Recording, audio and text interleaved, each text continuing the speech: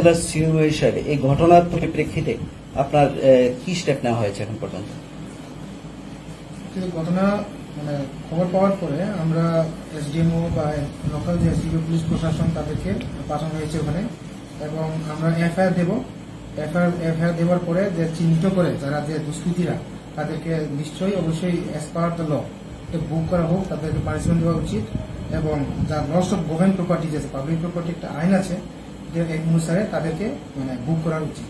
এটার জন্য আমরা পদক্ষেপ নিচ্ছি।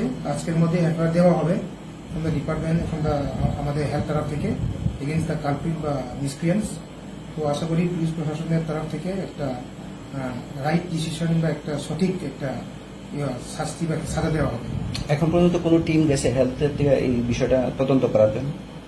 এটি নিয়ে কালকে সকালে আমাদের ডিস্ট্রিক্ট থেকে যাবেন কালকে, কিন্তু আমাদের সাব ডিভিশন লেভেল থেকে আমরা এসডিএমও এবং টিম গেছে, এবং পুলিশ প্রশাসন থেকেও এসডিপিও সহ স্বয়ং এখানে তারা গেছে ব্যাপারটা খোঁজখবর নেওয়ার জন্য।